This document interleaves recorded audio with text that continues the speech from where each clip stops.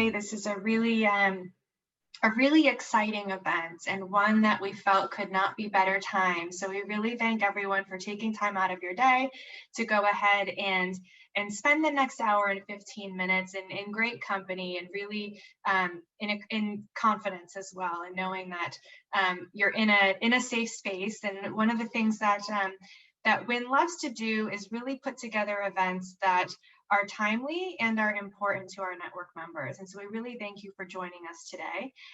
Today's conversation is going to be one that we hope is going to be inspiring. We hope that it's going to be cathartic, and we hope that you really are able to come away with some great tools and tips on how to make some positive changes both in your workplace as well as in your personal life.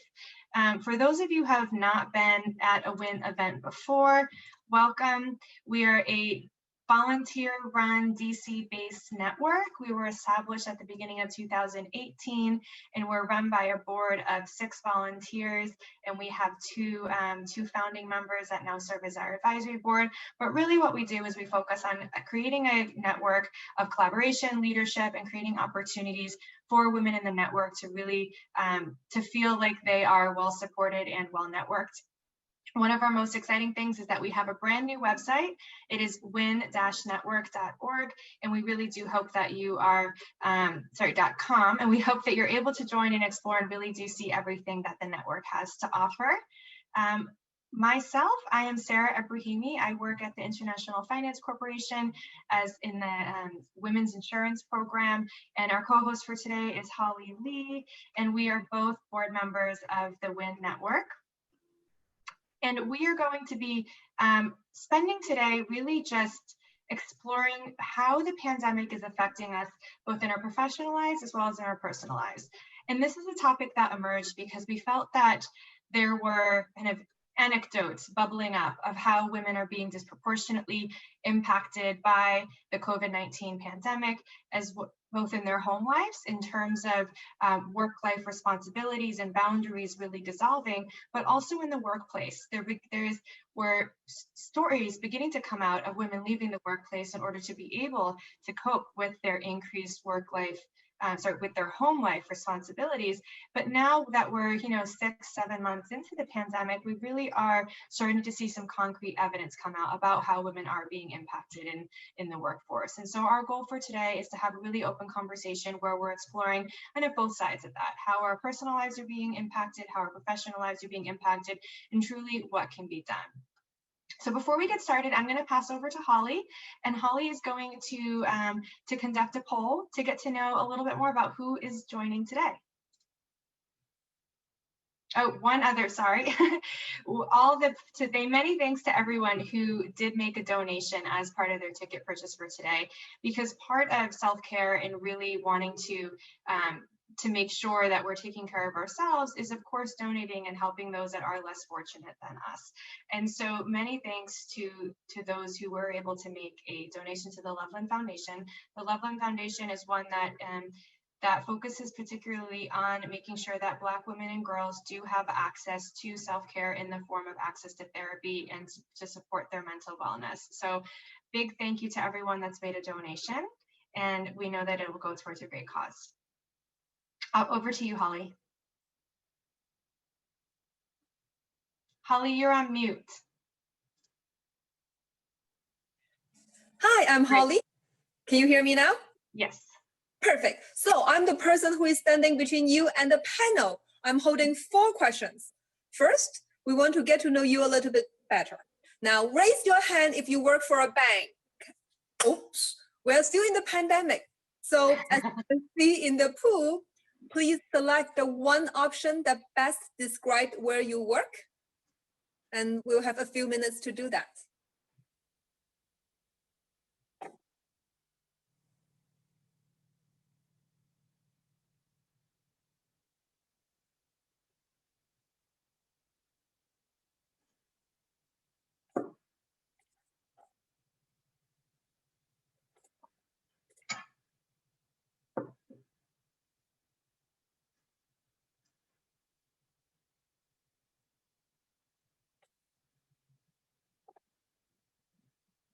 Wow, fascinating.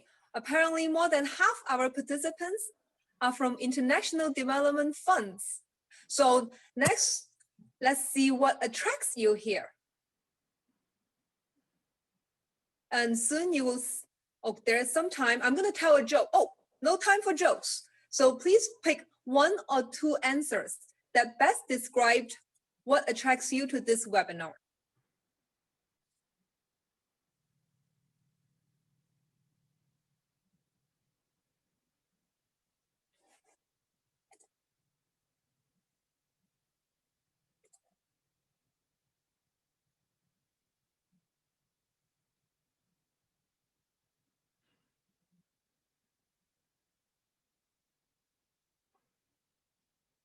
So please allow a few seconds for the pool to run. This is a very complicated system.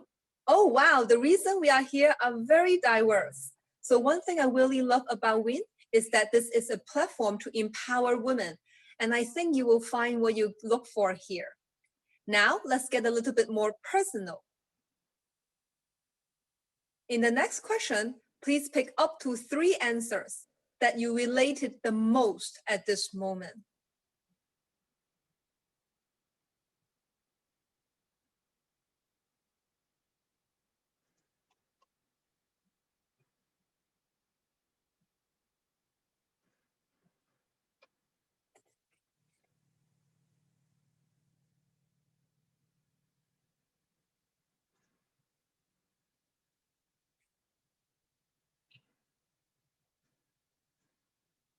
Those are all very good choices, and I can really relate it to all of them.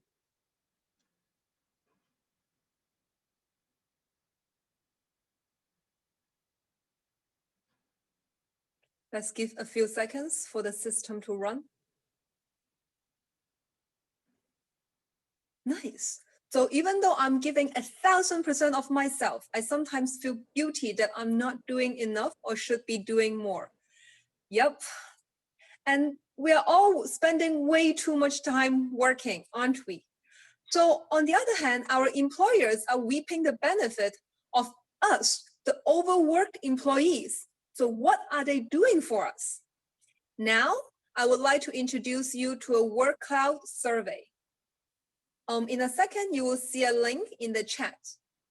Please paste the link in the chat into your browser, and you can open the survey in your browser.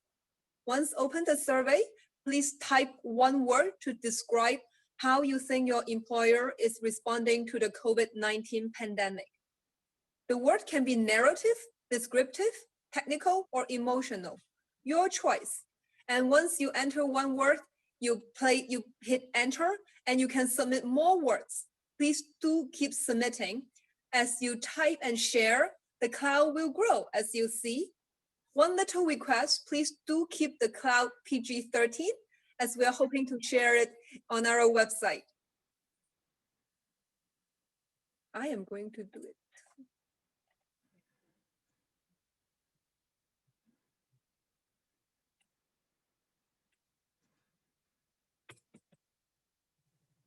Wow, this is great just to see the cloud populating here.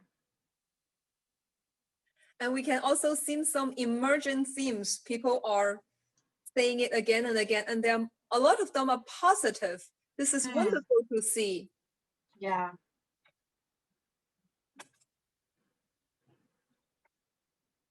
This is fantastic. Thank you, everyone, for your candor and for your openness and willingness to share, because this is, we always want WIIN to be a space where people do feel that they can, share their true selves and be in a supportive environment. And one of the things about the word cloud to notice is that the words are sized based on how many times they appear.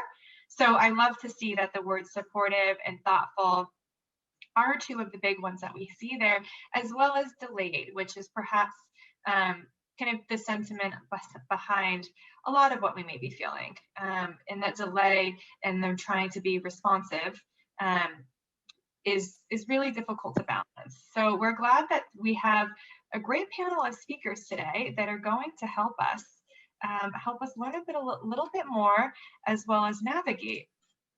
And so today's speakers were picked not only because they are excellent professionals and overall wonderful people, but because they have particular areas of expertise that we really think are going to help the conversation shift and grow in a way that that really does cover a wide range of themes, all of which are incredibly important. So without further ado, I'm going to give a brief introduction. I know that their longer bios that are more robust were shared in the original introduction, but I will give a very brief intro here.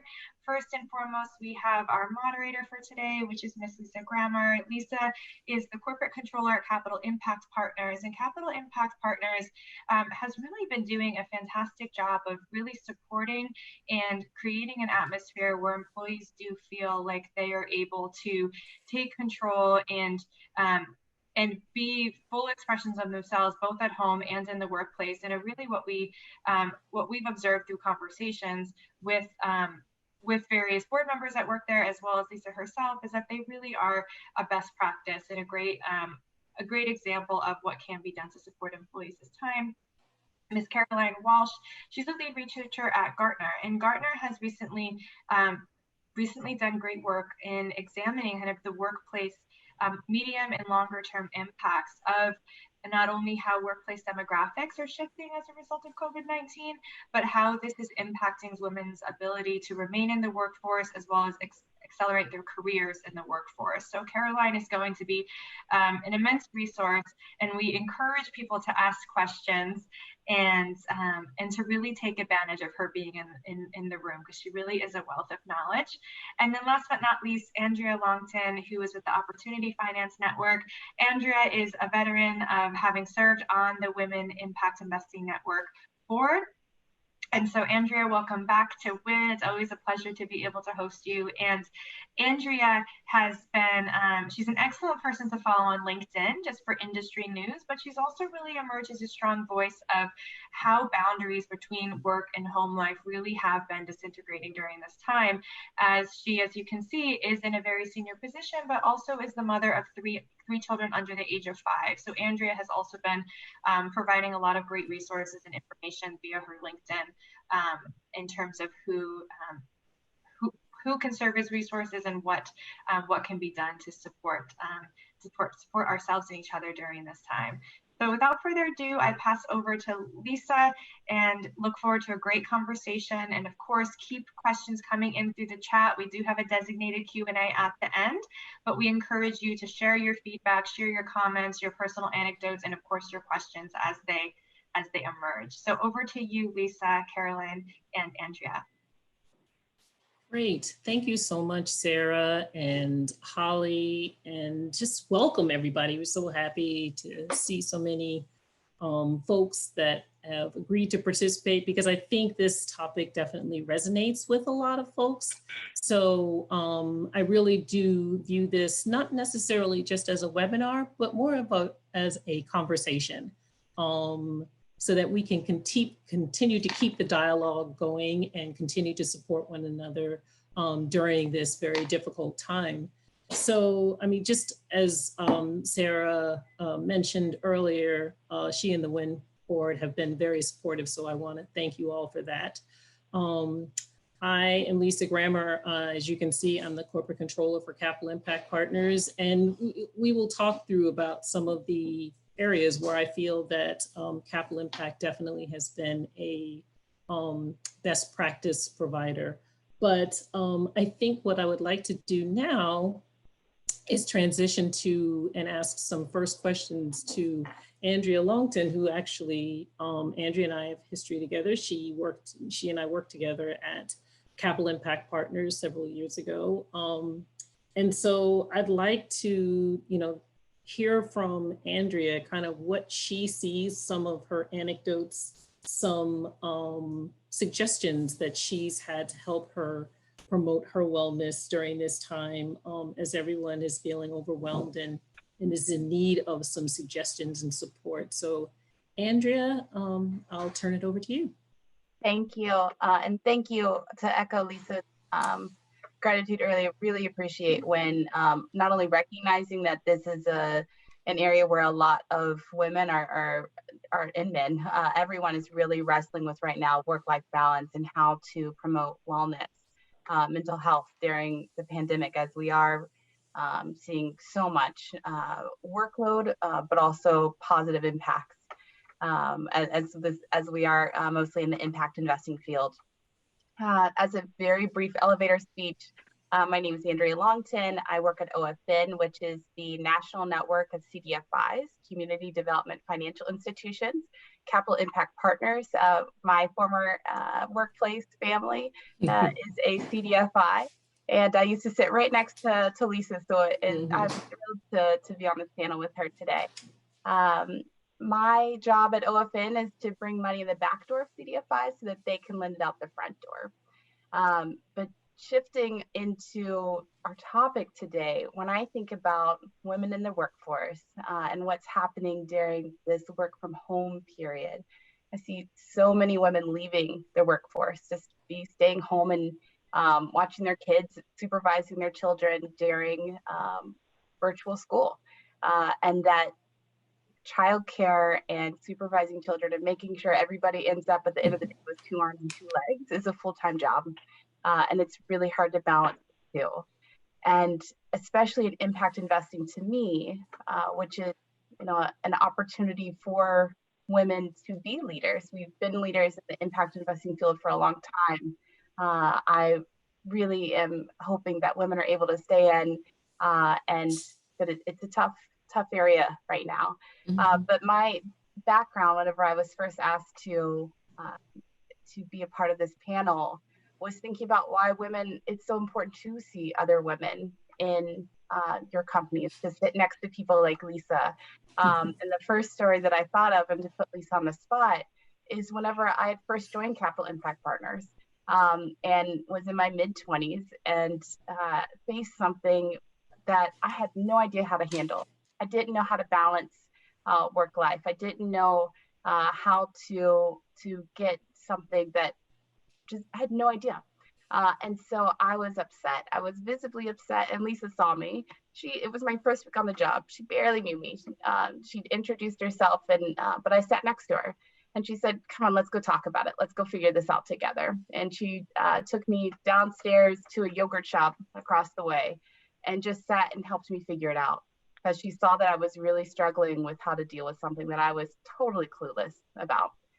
And that really stuck with me as something that helped get me through to the next week, that helped get me along in my career and helped settle me in well. And I continued to go back to Lisa for parenting questions, for work-life balance questions. How are you doing this? How are you doing that?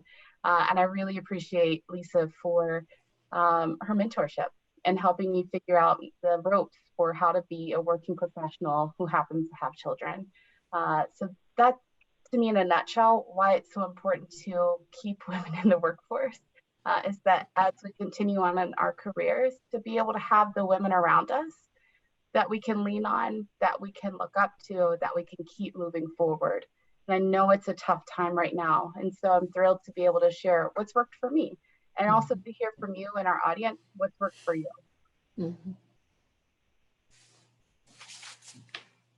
So Andrea, talk a little bit more about really some kind of key areas that have helped you in that work-life balance. What if some things maybe that you have started to instill, during this time when it's been really difficult?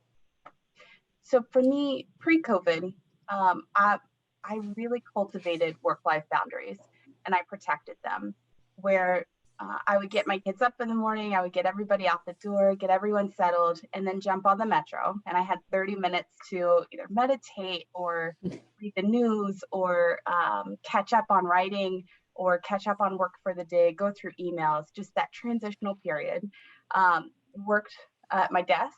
And then when I came home on the metro, that was my transitional period out of work. Finish up any last minute emails, read something that I had put up on the side of my to-read list, finish up some thoughts on something. And when I got off the metro and my husband met me with the kids in the van, I was full-time mom. There was no glance at work for the rest of the evening until they went to bed and maybe I checked some emails. COVID completely demolished those work-life boundaries, where wake up early, get some work done, and then work with the kids and keep all limbs attached to the children. And really, then maybe during their quiet time, get some work in, put them to bed, and then finish up that work. And it was working from 5:30 in the morning until 9 o'clock at night. And it was just insane. And so I'm really lucky to now have childcare, which is an ultimate luxury good right now. And I try and carve out the same space from 4:30 to 7:30 every day, which is my phone down, laptop down, focus 100% on the kids. I still struggle with it.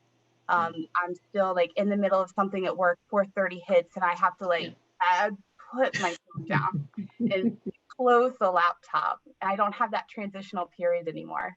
But communicating that 4:30 to 7:30, I'm not accessible time, and then sticking through it, even whenever you get those calls to say, well, I can really only talk to you at 6 p.m. Yeah, I mean, I think it is definitely critical. Thanks for sharing those, kind of insights. I think that's a great idea, carving out that time. And as you said, communicating, to your coworkers and even externally, there's, always, I feel, a genuine way that you can still share that, because everyone's in the same situation. So, they understand it. It's not that it's going to be the end of the world if you can delay them. And if it is not going to be the end of the world, but if it is something that is critical, then, they can possibly propose another time that you can talk. Maybe it's a little bit later, like you said, after your core hours that you've carved out, so that you don't feel like there's such an infringement. But I feel like the same thing. I am still having a chore trying to carve out that time and put work down, because as you see, and I know that everyone else sees, and please comment, your laptop sitting right there, just one more quick email, but it leads to the next email, right? And so then you're an hour into it. And I know, my family kind of looks like, really? So you just try to do the best that you can. What happens to you, Lisa, whenever you're in that carve out time and you get that message of the world's going to end if you don't get this done immediately? Because I know we all get those. We do. We absolutely do. So I'm fortunate that my kids are young people as opposed to little kiddos. So they are more self-sufficient. So I do have that advantage, but I do still have one that's in high school, and he's, trying to get his work done. And we're actually in the process of applying to colleges now, or he is, I should say. So what I end up doing is kind of the same thing where I carve out. I've gotten to the point where a friend actually suggested to me, just set up meetings with your kids. And I was just like, what? It seemed so formal. And the first time I did it, he kind of looked at me like, what are we doing? So that wasn't as successful, but I think the thing is to know that it's an ever evolving situation. And so you cut that and you moved on to something else that may be more helpful. And so I finally just, shared with family, like, okay, I'm going to cut off at 5:30. And when I cut off, that's the time that we spend. My husband and I will occasionally take walks, but I find that he keeps encouraging me to, vitamin D is good. Make sure you get that extra bit of vitamin D every day. So get out, feel the sunshine while you can. So even if it's just taking 10 minutes at, my designated lunchtime to sit outside, kind of feel sun rays or eat my lunch outside on my back porch. It may be a different carve out time, but it's still time that I'm allocating to myself. And I think the other thing that I've done is really reconnected with a lot of my friends, and started meeting up for walks. So we can still social distance, we're getting exercise, we're catching up. It's not that I'm on the phone, I'm not on Zoom, but it's a safe, space. So that's worked for me. I'm curious to see what others can post in chat to see, what their suggestions are, maybe what they're doing. But I think the thing that we need to all remember is that there isn't a wrong answer. And don't feel guilty for carving out that time, because I know we all do, especially as women. We feel like we're pulled in so many different directions, and not that men don't. I think it's just that mom guilt complex that you feel, whether you're a mom or not. I think you always feel that kind of little nagging, I can get one more thing done, and how can I juggle one more piece? And I think the thing that we need to all remember during this time is to take care of ourselves. So, yeah, I see people posting that they've gotten closer to some of their coworkers. It's right, because they do they really do understand. And I am very thankful for all of my coworkers. How have your coworkers for you been at OFN, Andrea? They've been, everybody has the same struggles and that work-life balance, but because of that, and I'm really grateful to work in the CDFI space. You're going to hear me and Lisa talk a lot about it because of CDFI champions. But the fact that we're doing great work, but also that we have this spirit of inclusivity and humility that allows us to be able to reach out to our coworkers and colleagues. Say, how are you doing? And to know that you don't have to be brave. You can just say what you're thinking. And that it is a welcome space where you can share that. And by sharing that with your coworkers, and sometimes that is scary. And I've worked at organizations that are not CDFIs where it's there is a barrier between colleagues and not being able to say that. But I have found that even in spaces where, externally, people right now are very open to, hey, how are you actually doing? Are you hanging in there okay? How are your kids doing? How's your family doing? And creating that open environment to be able to do that then allows you to build on that and say, the next time they call up with the 6 o'clock meeting, actually, I can't do that. That's my family. And by building that and connecting as people, which used to be just closed off, that is inappropriate for work entirely. Especially CDFI is really lucky. We don't have that, but with external parties, they found that topics that were once not okay are very much okay. Yeah, I think within boundaries. Sorry, within boundaries, I agree. Yeah, okay, for sure. So, I'm sorry, Lisa. Go ahead, Andrea. Go ahead. Caroline, I was going to ask you the same thing. What's your experience like? Because you don't work at a CDFI, and bring us another perspective. Yeah, no, thanks, Andrea. And I've just been so excited to hear a little bit about the culture where you are. So I'm a vice president at Gartner, which is primarily a technology research company, but I'm in the human resources practice. So I work with HR leaders to help them improve their organizations and their function at their organizations. So as you can imagine, this has been a really busy time since we're in a human crisis right now. But one of the things that's been interesting then about the culture is that I've realized, much like your story, Andrea, how important it is to be in a place and to help foster that sense of it's okay to not be okay, and to have that openness. And that's one thing that I've tried to do with my teams. And I feel really lucky to have had several years of very open and mostly female managers, but also male managers as well, who have been very open about sometimes it's really hard to balance work and life. And sometimes there are things where it gets to be a little bit too much. And it's meant a lot to me to be able to see them sort of over years making time, not just for the good things. So not just, hey, I need to leave a little early to go to my son's soccer game or to go to my daughter's recital. But, my kid is having a tough time, or we're dealing with a family health issue, or my mom is sick. And so to start having those conversations, and Lily, I think you may have put in the chat, sort of in a more male-dominated industry, how to handle that. part of my time I spent in our financial services practice, which is where a lot of our clients were male. It was sort of a more male-dominated sector. And there, I think, again, just getting back to the humanity of everyone, and I think that's been a great equalizer here.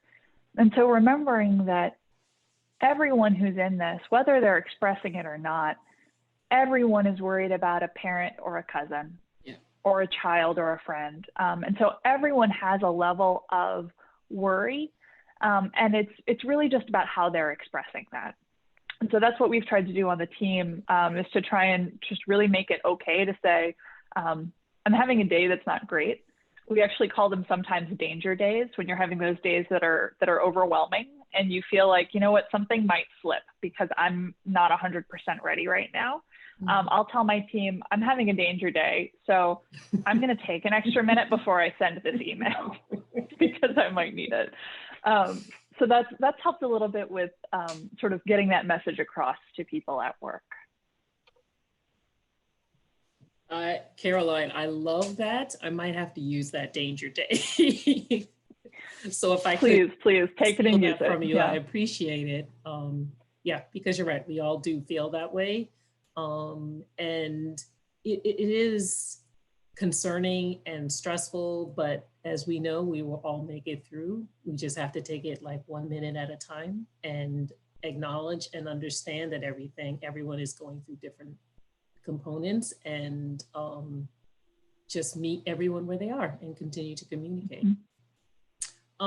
Before I transition over to Caroline to actually share some more from a statistical standpoint, Andrea, is there anything else that you wanted to share as far as, you know, something that you felt could benefit the group here? Takeaway? Yeah, I would echo, Lisa, what you said, that it's never going to be perfect. You know, things are going to come up, and Lisa, the other day you and I talked about how we talk to our kids if something invades that time that's supposed to be carved out to them. And that's a hard conversation, and you have to breathe through the mom guilt, and, you know, talk to them about it in a way that's relevant to them. These are my work friends, and I need to have a call with them right now. And then when we're done, sometimes they can jump on the call and wave hi, and they get a kick out of that. And other times, no, I've got to go down to the basement and close the door behind me for a little. And the other huge thing that my family did that really kept us from going down the drain when we were circling the drain before we had childcare was pivoting to gratitude. And I know that seems like a platitude that, oh, sure, whatever, just say what you're thankful for. But reframing the day in gratitude made a huge difference for us, where we would around the dinner table every night, we would each go around the table and say one thing that our favorite part of the day was. And keep in mind, my kids, you know, at the time were 1, 3, and 3. And so that sometimes it was, I got to see Elmo today. And for me and Kyle, my husband's name is Kyle. It was always, we got to go outside and take a really long walk today. And that was our favorite part of the day. And getting outside helps so much. But the other thing we did was everybody went around the table and said one thing that they're grateful for. And we had never done that before COVID, but we were struggling so hard. And so everybody ran around the table, engaged the kids, and then it really became part of our outlook of, we're grateful for this. And even when we were just pulling out our hair at the end of the day, being able to hear what your kids are grateful for just put a positive spin on the whole day and set us up for a much better beginning to the next day. It's true. It is so true. So thank you for that. That is, you do forget it from day to day, that there are so many things to be thankful for, and not necessarily, you know, just concentrating on the negative and the fact that you're indoors or what have you, but hey, we have a house that we are able to be indoors to compared to some others. And so there are so many things when you kind of change that perspective and look at it differently. I know, actually, I think my husband's on this webinar today. I know one of his mantras for me all the time is say that in a positive, more positive spirit. And, can you reframe your question more positively? And so it's true, we have to continue to look at things from that perspective, because I think it will go a long way to helping each of us to feel better and more productive and just better about how we spend our time. So we'll come back to Andrea. As I said, this is a conversation that's going on, but so thanks for your comments so far, Andrea. What I wanted to do was shift gears a little bit because one of the things in our pre-meetings that we discussed was, what does this look like from a statistics standpoint? How are women and people being impacted by the pandemic? We already know, you've seen the unemployment rates, but women specifically, what is happening to our workforce? And so Caroline, I know in your research with Gartner, you've seen some of these polls and surveys. And so can you share some of what the findings are that you've seen so far? Absolutely, Lisa. And as I'm watching the chat, it's kind of bringing to life a lot of the things that we're seeing in the data. So this guilt, whether it's mom guilt or I'm not a mom and I'm a human being in the middle of this crisis, and I also have guilt because this is all a lot right now and it's hard to take on, and I'm taking on work from my colleagues. All of that pressure is building up, and what we're seeing is in the United States, we know that unemployment has been going through the roof, but what's even more shocking and really more upsetting is that there are people in September, over 1 million people over the age of 20 dropped out of the labor force. So no longer working or looking for work. And of those, 80% were women. So that was 865,000 women, including 324,000 Latinas and 58,000 Black women. So as I'm hearing everyone's stories of stress and guilt, and as I think about my own experience, and I honestly have not had more than 2 days where I have not thought about stopping work to take care of my kids as we navigate Zoom and homeschool and all the crazy. These numbers are horrifying, but they don't actually surprise me because it is just really, really hard. Now, I think what's been really interesting about that is at Gartner, we're looking at what the pandemic is going to do for work in general. And the big story that we're chasing is on a shift, not actually to remote work, but to hybrid work. So to a world that's more flexible, to a world where in many cases, employees, particularly in pink or white collar jobs, can choose where, when, and how much to work to be as productive as they can be. So what that might look like is an organization saying, you know what, we are going to have an office space. You can come into this office space for meetings or for get-togethers and collaborations. But for the most part, you can work from home or from a coffee shop or from a co-working space, whatever is right for you. And so you make those decisions. What's interesting about this is we hear this then sort of met with different reactions based on who we're talking to. So often CEOs and executives hear this and they say, whoa, whoa, whoa, whoa, whoa. My people are not going to be productive at home. You know, they almost all have the same experience where they say, you know, it's what happens when, you know, Joe takes Friday afternoon off and he says that he's working from home, but he's not really working from home. It's everybody has Joe. Everybody has the same thing. But our data actually does not show this. And I should actually pause. We also hear it from managers. So we hear it from the executive level, and then we hear it from sort of more mid-level managers and frontline managers. And the managers say, my team's not going to be productive, and I'm not going to be able to manage their performance when they're remote. But our data actually is not, it doesn't show that in what we see. We see that remote workers, both before the pandemic and during the pandemic, when more are working from home, that engagement is up, that enterprise contribution, so how much you're willing to sort of go above and beyond for your coworkers, is up, and that performance is good, performance is the same.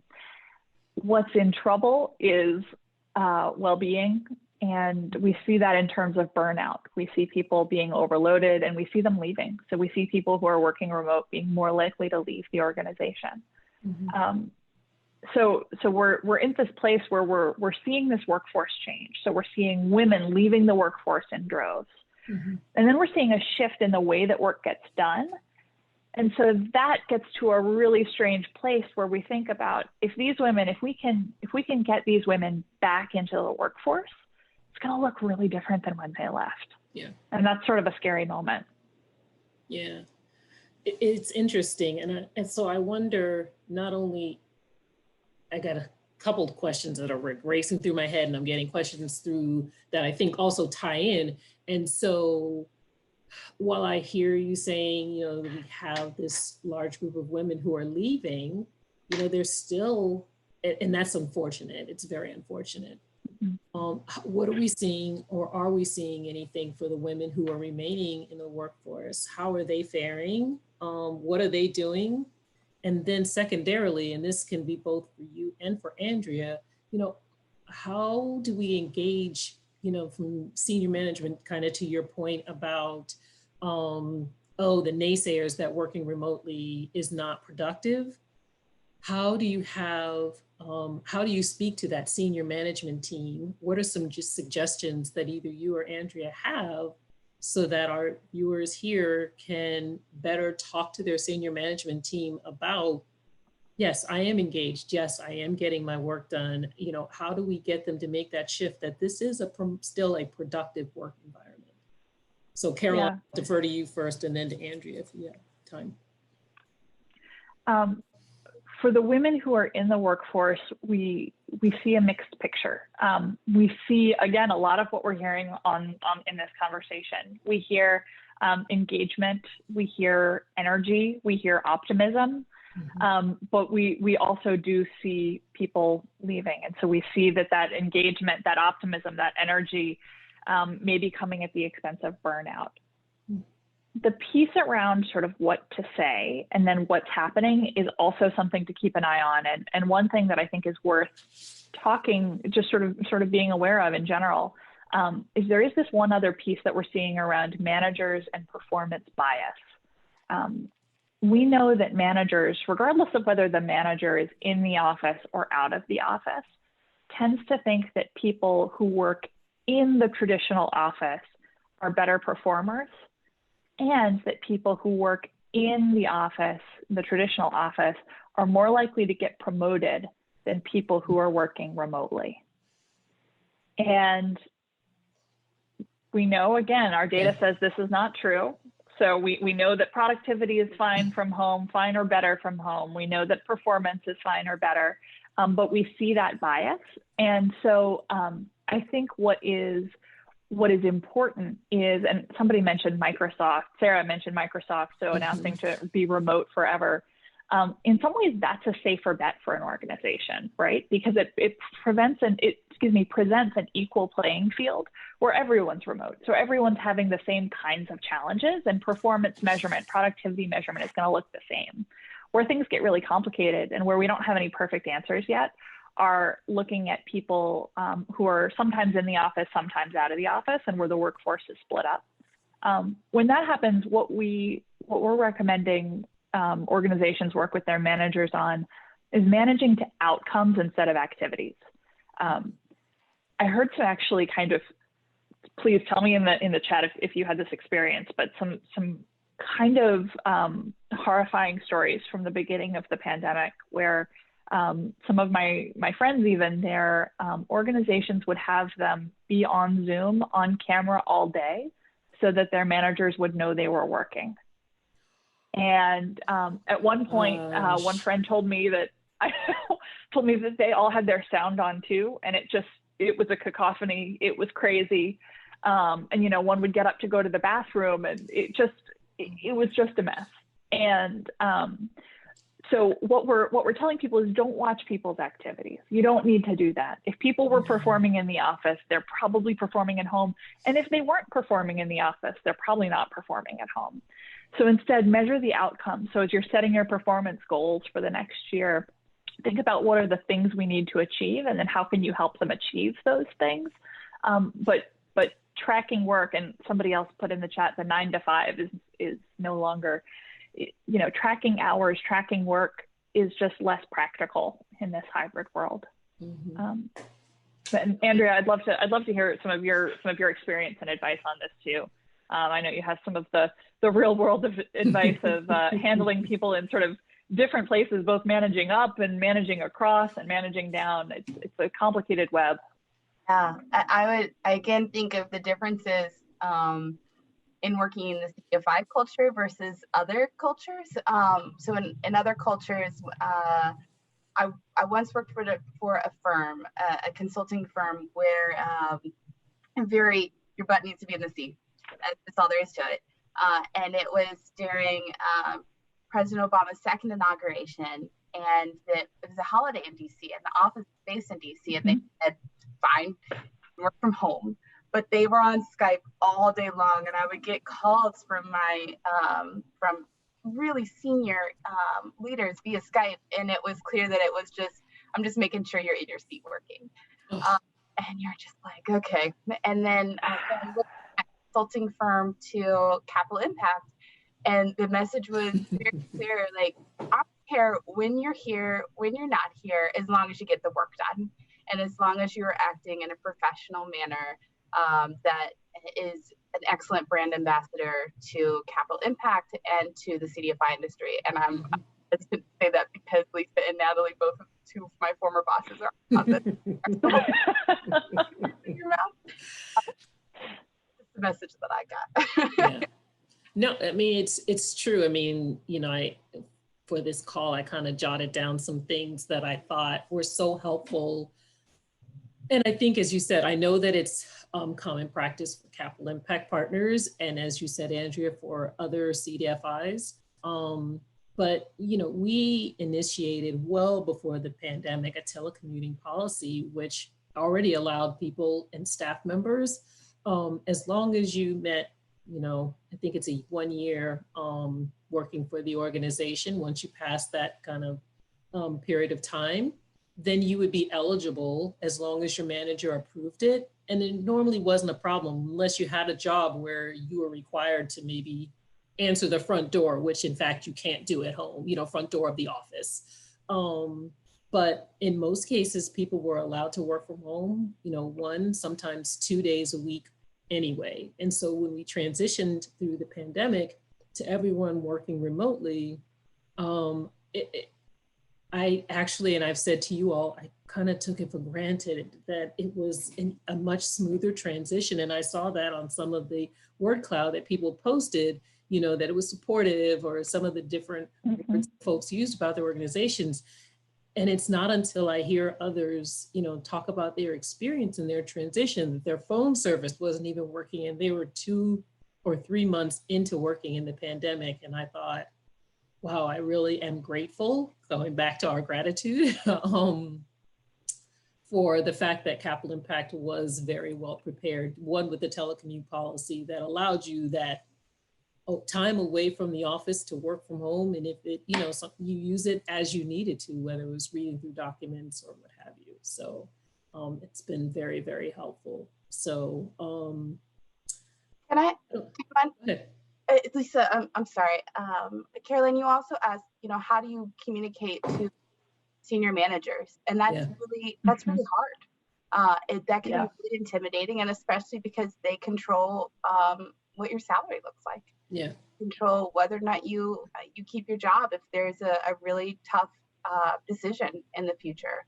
And to your point about working at home and demonstrating productivity, every time I meet with my boss, the last question is, is there anything else I can support you with? And make sure to communicate, what do you need help with? And then deliver on it. And then reactively, if I ever get to a point where my plate is too full, I can't deliver on everything that my boss needs me to deliver on, I ask, can you please help me prioritize of this list, what needs to get done in what order? And that just, it forces this a harsh word, but it really puts the onus on the manager to be very clear in communicating, this is what I need, this is what I need in which order. And it allows you to be able to deliver on things that your boss needs you to deliver on. Andrea, could I add to that a little bit? I think that prioritization is so important. First, I love the phrasing of that question, because I think you're right. It is thoughtful. It is solution oriented. It is not coming helpless at saying, here are all of the things, but I just need help figuring out which to do first. And it's realistic. Yeah. We did an exercise, my whole organization, looking at the research and the projects that we plan to deliver on over a quarter period when this hit. And my manager said, we're not going to get to all this. Just the world has changed. We will not get to this. So they forced us to put items into 3 tiers of prioritization. Tier 1 was the things where we would break contracts or break promises with dates and times, so webinars, deliverables associated with them. Things that we really had to get done, things that we had to get done for our business to keep going. The next were things that we thought were really important, that they told stories, they moved ideas, they were things that we thought were the right things to be doing. And they actually pushed us to put as much in that 3rd bucket of all of the nice to haves as possible, and to actually really just start kind of whittling down to those. And I've used that sort of tiering a lot for my home life, for my house. I would really love to have my house look clean right now. It's not going to happen, but I will be really happy if my kitchen sink is clean. So that's my tier 1. And then everything else is beyond that.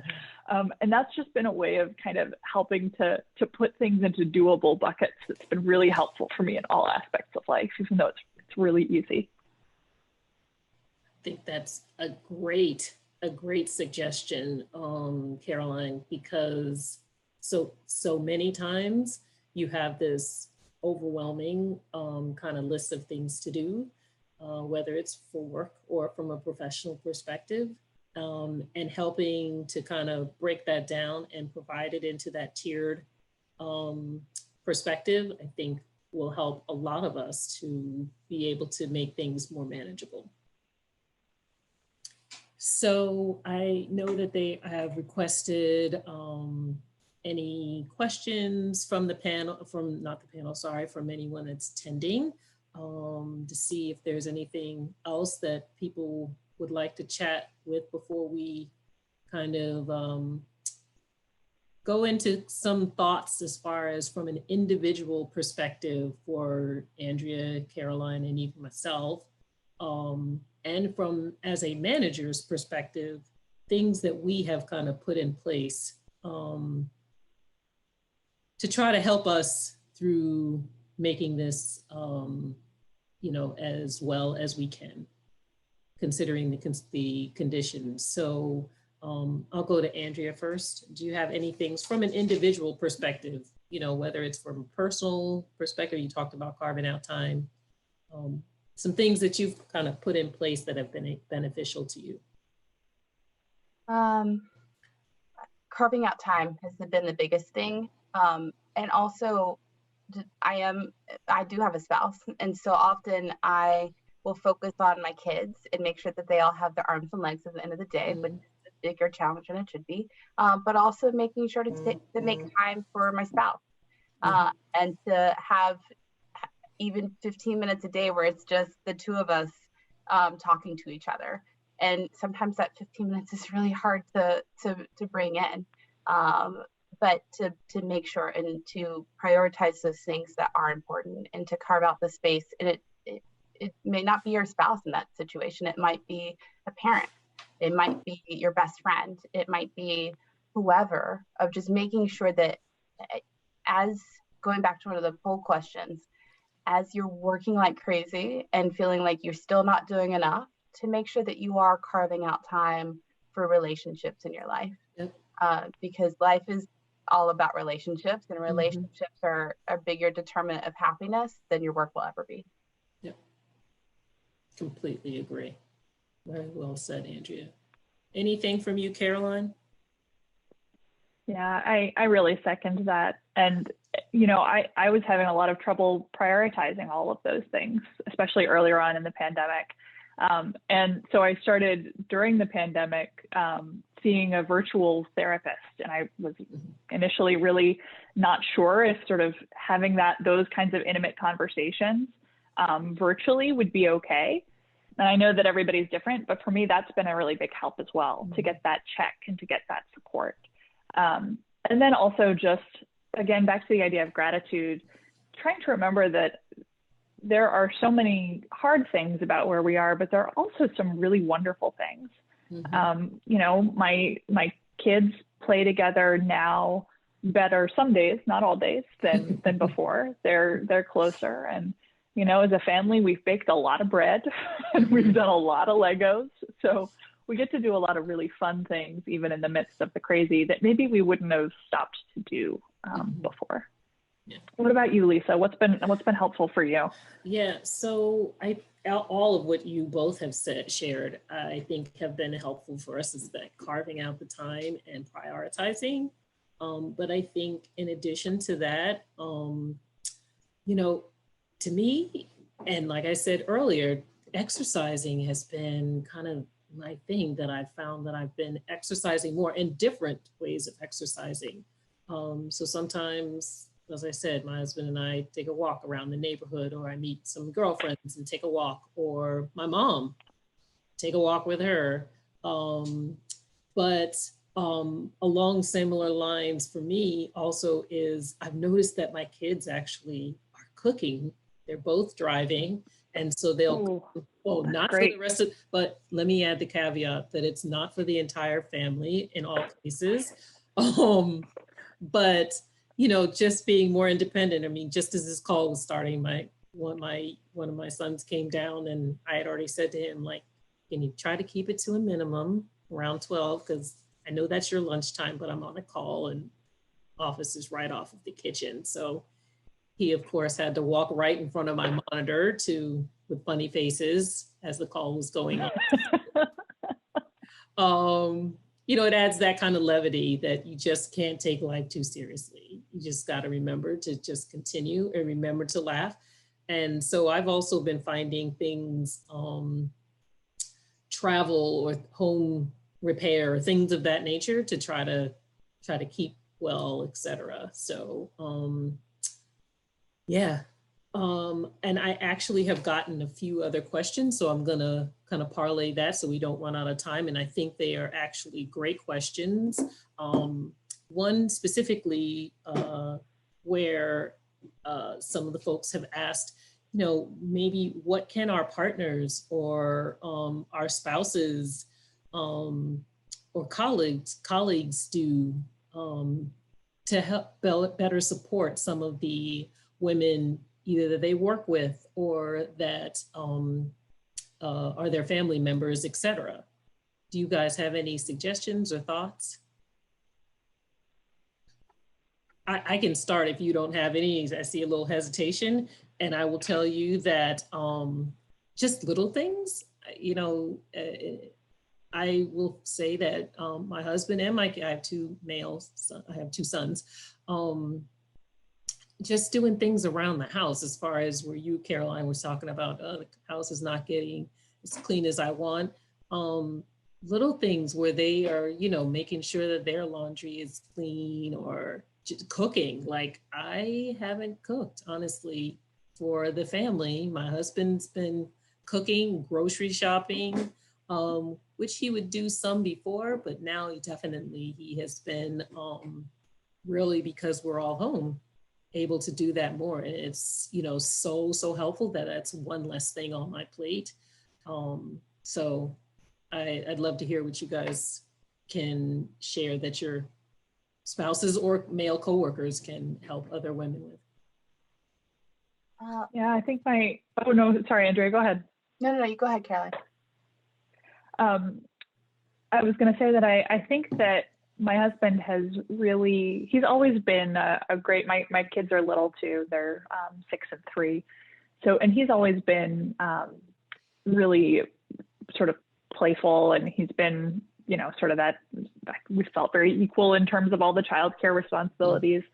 But he's been doing a lot more of going out on adventures with them, which has been nice because that's fun bonding for them, and it gives me a minute, which has been really fun. And so I really liked that a lot.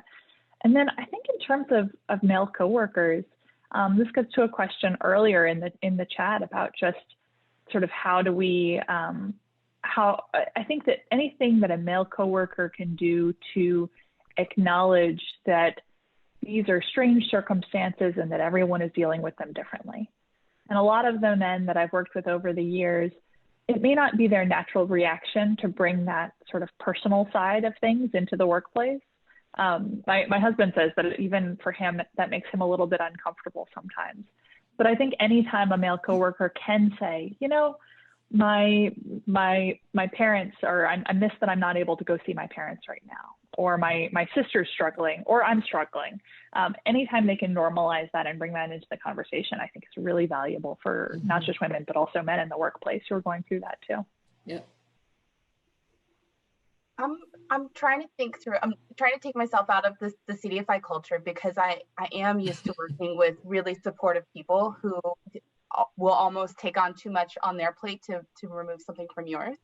And so I'm thinking of times when I worked outside of the CDFI culture in a very male-dominated and stereotypically sound field. And one thing that I always wished that male counterparts would do is just take a breath and listen. And to, I'm struggling to articulate this, but to reach out and say, hey, how's it going? Is there anything that I can support you with? Or just to reach out to be willing to see me not as a working mom, but as a working professional. And that when I'm at the office, especially in those male-dominated world, my eye is on the horizon of how do I deliver productively? How do I deliver with excellence? And to not see me again as a mom, and to mommy track me, as the phrase goes, or even to put me on that the female impact investor track, but to give me space to be able to reach the outcomes and the deliverables that I want to reach. And even outside of other identifiers, I am a professional, and I have my elbows don't need to go out to carve out my own space to be able to deliver on what I know that I can deliver. And I think the other piece of it too, Andrea, I agree with both you and Caroline, is also being willing and open as women to accept, a male counterpart, to say, how can I help you? A lot of times I think we feel like, no, I have to do it all myself. Yep. That's not necessarily, I try to think of it as, it's not a sign of weakness at all. I think it's a sign of strength. Strength that you know what your capacity and your capabilities are, right? Yeah. So, you're absolutely correct. Yeah, great.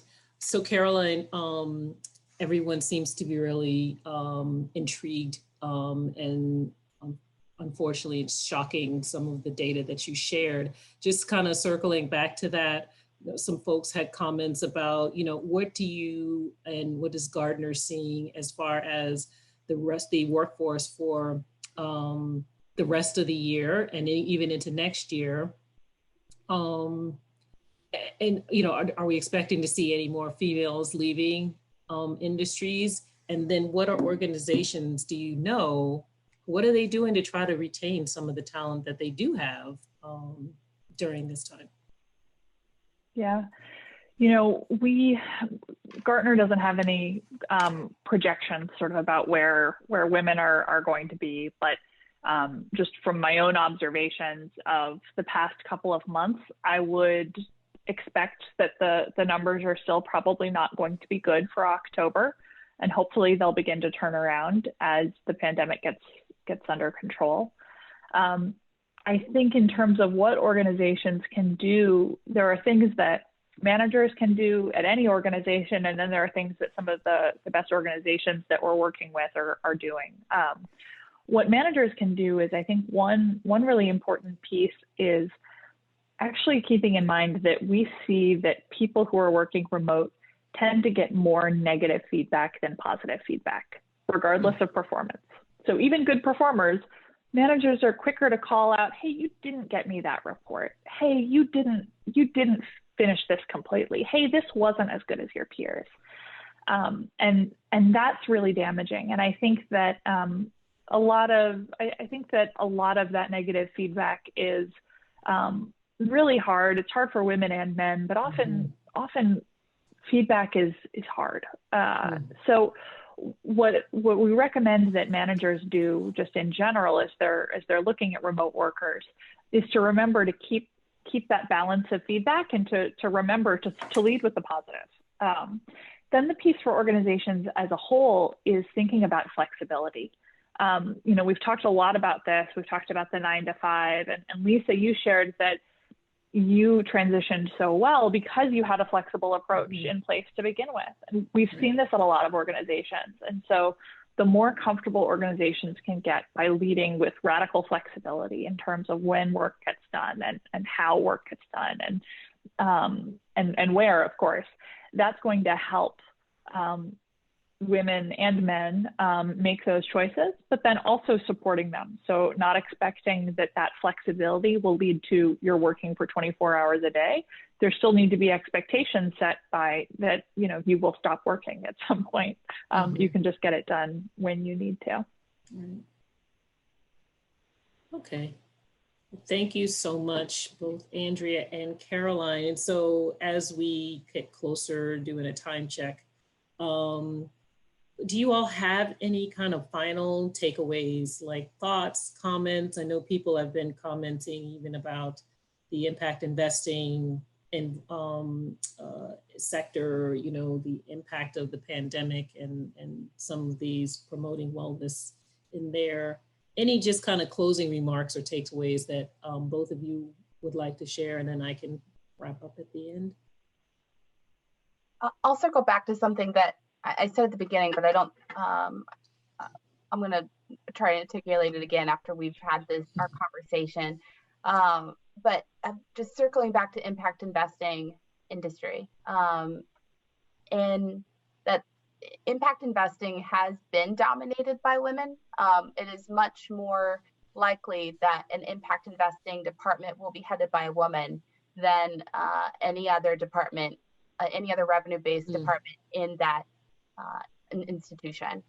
And it is worrisome to me when I saw that 80% of the 1.1 million people who left the workforce were women, because to me, impact investing is really having a moment, especially on the S of ESG, and CDFIs are very squarely in the S, where women all of a sudden are leading investment conversations and leading impact investing conversations. And I think back to, when I was in my mid-20s, starting to have kids, and in that delicate space where childcare is, my take-home salary is very little compared to, because of my childcare. And when I'm in that space, and a lot of women are in that space, you have to make that decision between, okay, do I keep going to work and send my kids to childcare knowing that maybe I'm netting $100 at the end of every pay? And I had twins, so it was exacerbated for me. Or do I stay home with the kids? Because it'd be a heck of a lot easier. And that the whole scenario is exacerbated even more right now, because it is such a mental toll, an emotional toll to be juggling childcare and full-time work, even part-time work. I mean, it's at least 2 full-time jobs right there.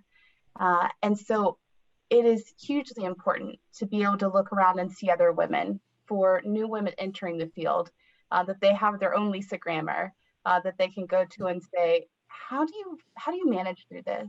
how do you navigate this? I'm really struggling and I don't see a path forward. How do you do this? Because if there's only men around you, especially in impact investing or in investing generally, which is very male dominated, and a lot of times the mentors that you're supposed to be looking for, the ones that are available are actually building a negative culture around you.